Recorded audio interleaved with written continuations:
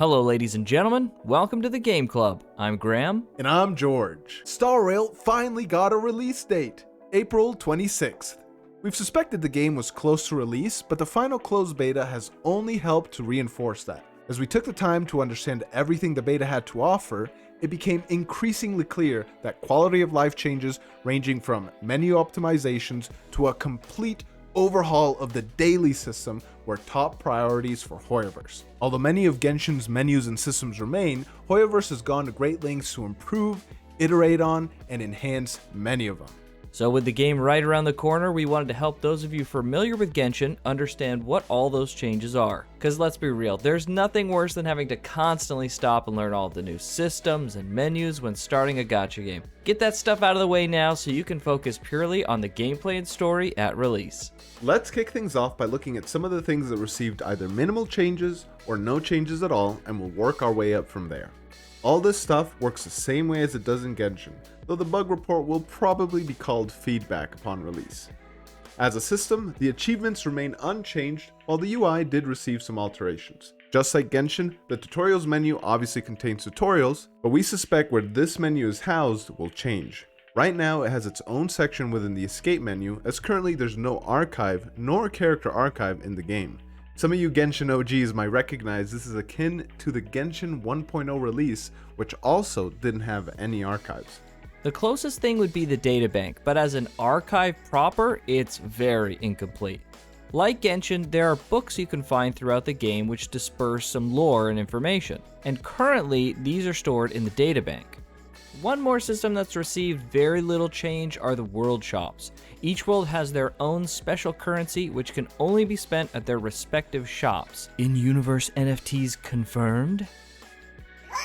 They're like the souvenir shops where you can spend your elemental sigils. Just so you know how to find them, they're easily identifiable by their unique icons on the map.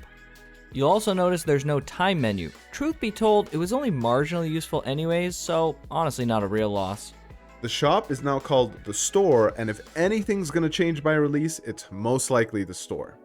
In the beta, there's no recommended section and no Welcome Moon equivalent, but we fully expect something like it to be there upon release. There's no outfits, which took Genshin a while to come out, so it'll be interesting to see what Star Rail does with that. The gift shop is now called the contract shop, and it serves the same functionality in which you can exchange the game's paid currency, Oniric shards, for bundles of in-game resources. Incidentally, the sub-menus of Paimon's Bargains have been given their own menus, with the Star Glitter Exchange being the Starlight Exchange, and the Stardust Exchange being the Embers Exchange. All these currencies have their Star Rail equivalent, and these are their icons and names. Real sad we didn't get Pom-Pom's Bargains. But at least the currency names are a big improvement if you ask me. Star Glitter and Stardust were too similar. I found myself getting constantly mixed up. Starlight and Embers, much more clear. Just like Genshin, you get them from pulling. Purchase with Primo Gems is now Stellar Jade Purchase, and again, it's its own menu, not a sub-menu. In the beta, there was no currency exchange like the Crystal Top-Up, but we fully expect that to be there upon release, likely with the exact same numbers. The only notable change with the notices menu is the UI, but it's so much prettier, and you gotta give some extra credit to the Star Rail team for it basically being in dark mode and not blinding you like Genshin stuff. The inventory received some needed consolidation. There's also no teapot or gadget sections, which make things simpler, but who knows what may be added in the future. From left to right, you have your upgrade materials, so anything having to do with leveling up and ascension. The light cones tab, which light cones are basically the game's weapons. Next we have the relics, which are like the artifacts, and you have a limit of 2,000 as opposed to 1,500 in Genshin. This is most likely due to the fact that you have 6 total relic slots, but more on that in a bit. There's the other materials tab, which has the resources used for crafting consumables. Consumables, which is, well, for consumables, but they can only be used out of combat for buffs, healing, etc. You have the missions item tab for key items relative to missions, and finally the valuables tab, which mostly features collectibles and currencies.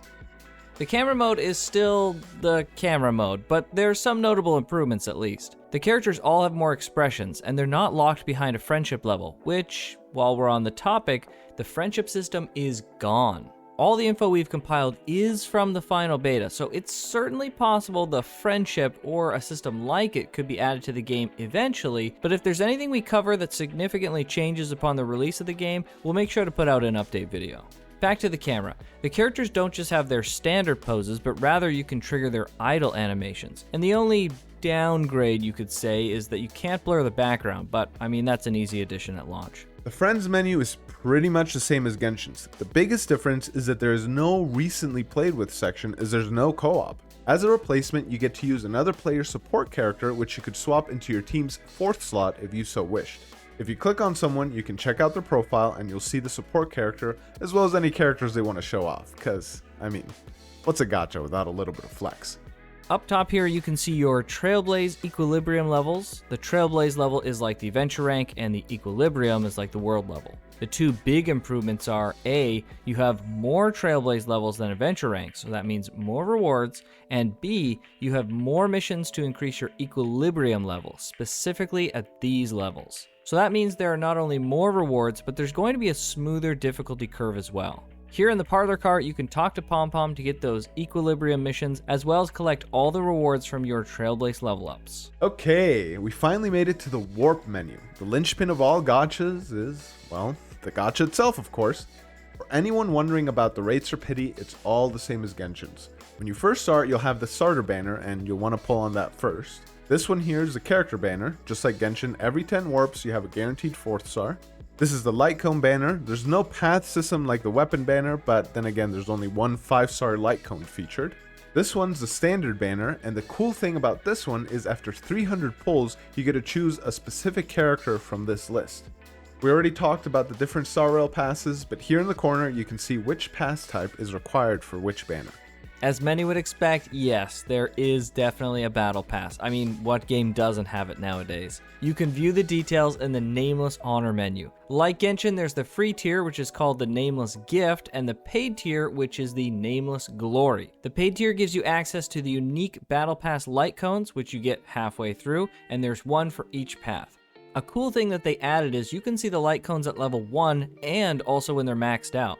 And of course, there's still the daily, weekly, and period missions. It's almost a direct copy of Genshin, but I mean, hey, if it ain't broke, don't fix it.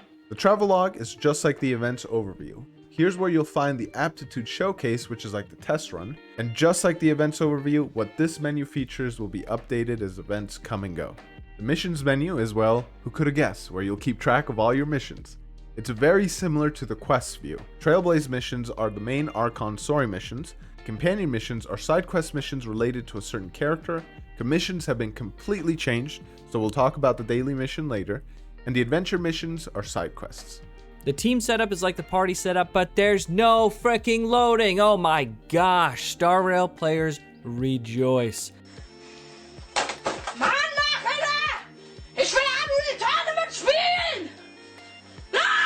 Genshin and Star Rail are built on the same engine, so if there's any quality of life change that I hope they retroactively bring to Genshin, I hope it's this one. Another improvement is you start with 6 sections instead of the initial 4, and the characters are in these kind of dynamic positions. Of course, you can still rename your party, and since the damage types work differently in Star Rail as compared to Genshin, there's no elemental resonance. Next, we have the map. There's the Overworld map where you can choose different locations, each one subdivided into different areas. There's a lot of improvements made here when compared to Genshin though. First off, each area has a breakdown of objectives to complete on the map. It doesn't tell you where they are, but it's way better than Genshin's percentage system. Teleporting is also much more convenient in Star Rail. For example, you couldn't teleport to the ley lines. Well, guess what? In Star Rail, you can. Their equivalent is the Golden Calyx, but gone are the days where you had to teleport to the closest point available and then slog over to start the fight.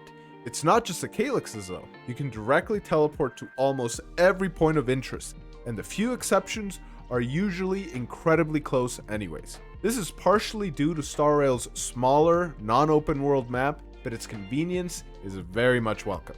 As an added bonus, stamina's gone! Yay! It would be a bigger deal if the map were bigger and you were running around a lot more, but I mean, hey, it's a convenient change nonetheless. The messages menu is new in Star Rail. Characters will communicate with you through messages, usually just to say hello, and sometimes they'll even give you a mission. The profile menu is suspiciously gone from the character screen. It's something that could easily come back, but it's also possible, I suppose, that messages are its replacement, as the system both fleshes out the world and the character's personality. But either way, if you enjoy character interactions and lore, you'll get a lot of good enjoyment out of these messages. The assignments are like the expeditions, and there's some notable improvements in Star Rail. First off, you don't have to go to a specific location to assign anyone or to collect rewards. Second, you can see right on the UI what each assignment will give you, and instead of it being divided by location, it's divided by resource type. And third, the resources you get are much more useful in Star Rail. You can assign up to 2 characters instead of 1, and if you do so, you'll get a bonus reward. You can have a total of 4 assignments at a time, and there's no character passives related to the assignments. Here's a bit of a pro tip. Start farming the character materials as soon as you get access to this system, since in my experience in the beta, that'll be your first bottleneck. Cooking, crafting, converting. All 3 of these things you had to go to different stations to do, but now they've been converted into one menu. Synthesizing. We go into more specifics in our Ascension prep guide video, so check that if you want more in-depth details. But all you need to know is that things have been much more streamlined. There's no conversion currency, no character bonuses, and the converting values are all very straightforward, and the best part is, there's no need to travel around. You can access everything straight from the menu. All in all, I think this is a huge improvement over Genshin. Okay, let's start talking about some of the most substantial changes, the character menu. And truth be told, there are a lot of things that are similar, but Star Rail is just replete with quality of life improvements here.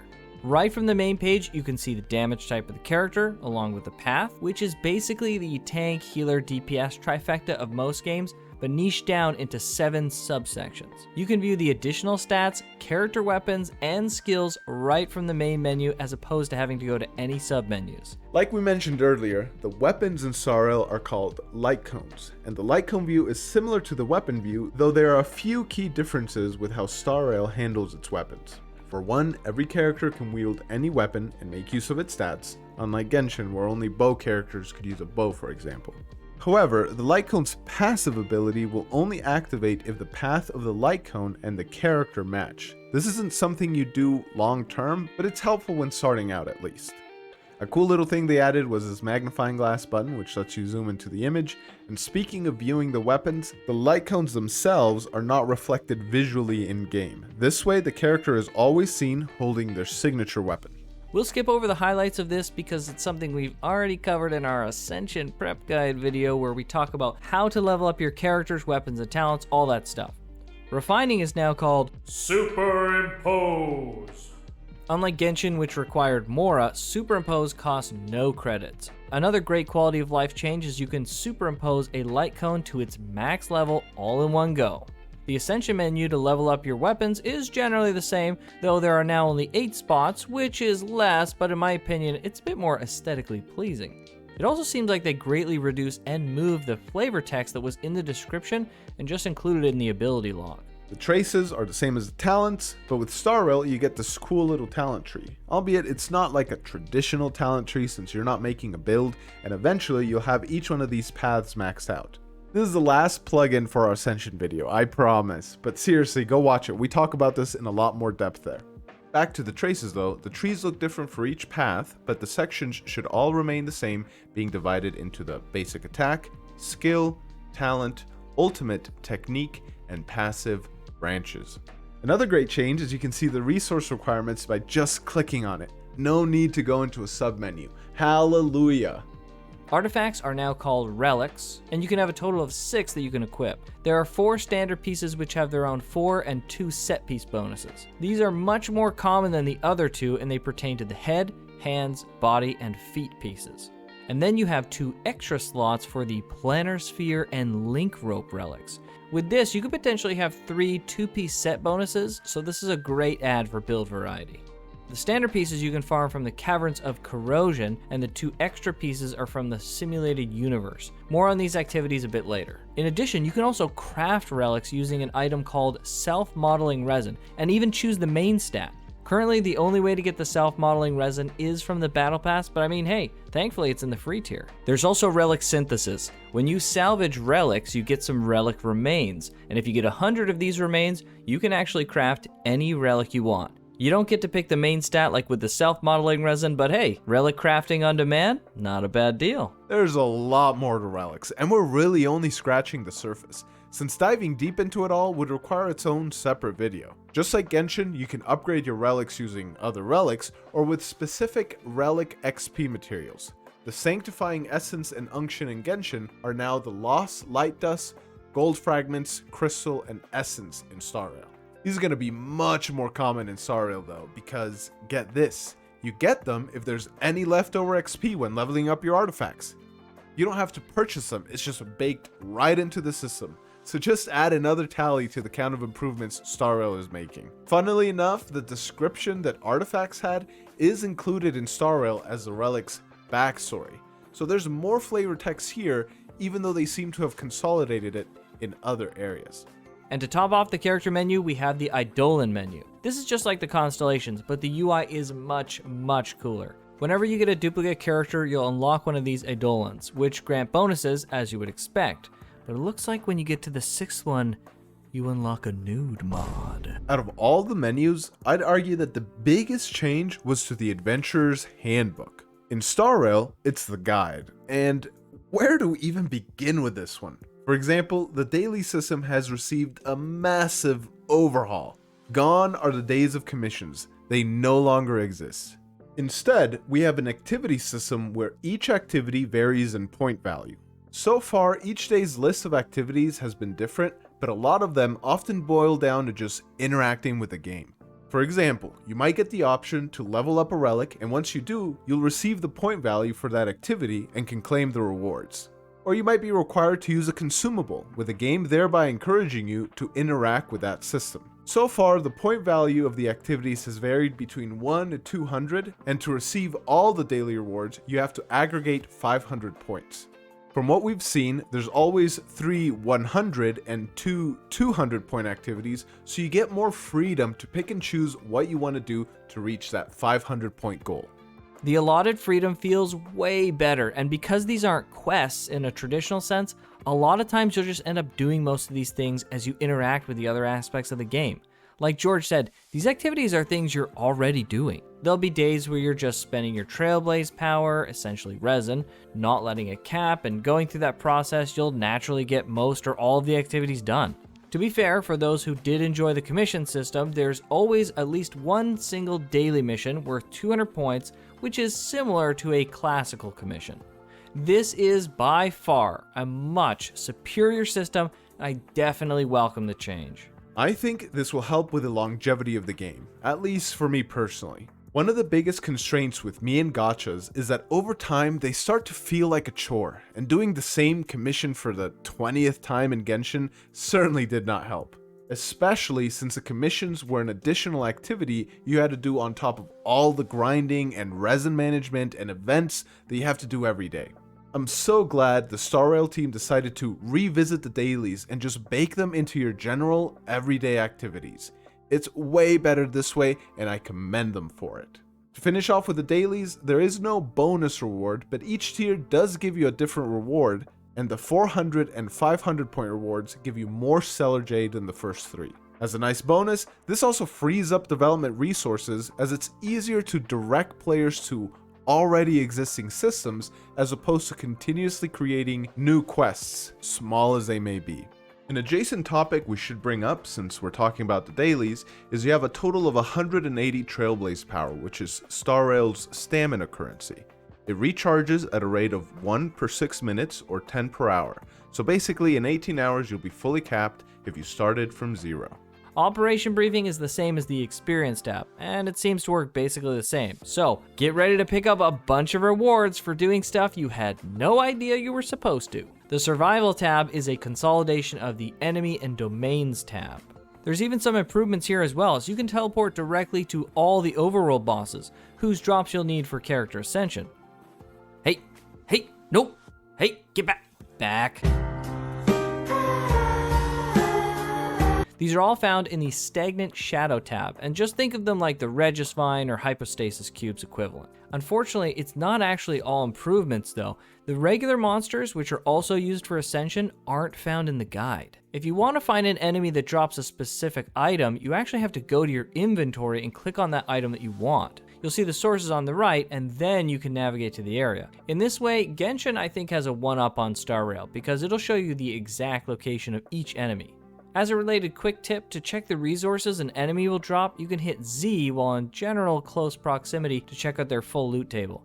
Just note, you'll see the lowest rarity version of the item, but it doesn't mean that the higher rarities won't drop. Since the way the game handles Ascensions has been changed, there's no direct parallel to the domains in Genshin. The closest equivalent, at least for talents, or traces as they're called in Star Rail, would be the Crimson Calyx, not to be confused with the Golden Calyx. There's a Calyx bud for each of the character paths, and you'll be able to see right from the guide which path drops which rewards. There's a closer parallel between the ley lines and the Golden Calyx. With the different buds you can farm character XP materials or credits.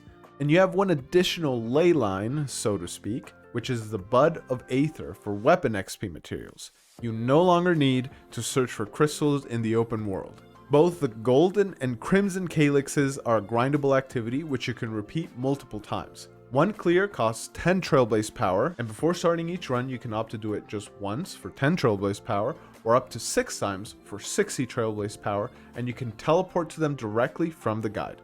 There are still weekly bosses in Star Rail, like Storm Terror or Child. You find them in the Echo of War tab, and you'll need the advanced trace materials they drop to fully level up your traces. In Genshin, you can fight all the bosses, but only once a week, whereas in Star Rail, you can fight the bosses multiple times, but you have a limit of 3 weekly clears across all of them. Though there's only one drop that's unique to each boss, unlike Genshin where bosses had multiple drops and there's RNG as to which one you'll get. Honestly, I think this system is much better because you're more accurately able to target the specific drop that you want. The last thing to note is that each Echo of War boss fight costs 30 Trailblaze power to clear. On to the Cavern of Corrosion, where you'll grind for your standard artifacts. To redeem the rewards, you'll use 40 Trailblaze power, unlike Genshin's 20 Resin. The Leyline Disorder effects are still in place, though now they're called special mechanisms.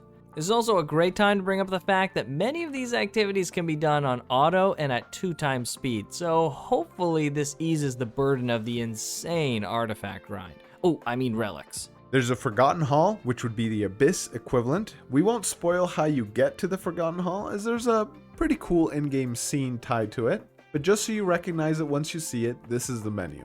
There are a total of 15 stages the game calls Memories, and once you beat them, you'll unlock the Memory of Chaos, which should be updated and changed over time. You get rewards for the first clear of each memory, and you also get rewards for getting all the stars. Like Genshin, each star will be dependent on a different objective. Not to be confused with the Forgotten Hall, there's also the Simulated Universe. It's also a repeatable activity that gives you weekly rewards. We mentioned it earlier, but this is where you would get the 2 additional relics, the Planner Sphere and the Link Rope. This is like a roguelike mode with different worlds. Since this is a wholly new mode, we won't go into the specifics as it's out of the scope for this video, but we might revisit some details along with some tips in the future. Whew, and that's it. This was a chonker of a video, but we hope you'll find this information useful. It's really clear that Hoyoverse is looking to improve a lot of Genshin systems wherever they can, and it just bodes well for the game overall, honestly. I just hope they continue to improve these things for the eventual Zenless Zone 0 release. Dude, we're in for a treat with Zenless. And yeah, there's definitely a lot to keep track of in Star Rail, especially when just starting out, so take your time and know you can always come back to this video if you need. As you can see, we've time-stamped everything so you can skip to any specific part you need to freshen up on. We made an Ascension graphic in our last video, and we're adding to it with this awesome guide to help you keep track of most of the major currencies in the game and how they relate to their Genshin equivalent. You've actually already seen some of it in the video. Both are linked in the description, and it's our labor of love to the community, so feel free to save and share them as you wish. We have more Star Rail content on the way, so if that's something you want to see, hit that subscribe button. But with that, we'll see you on the next one. See ya!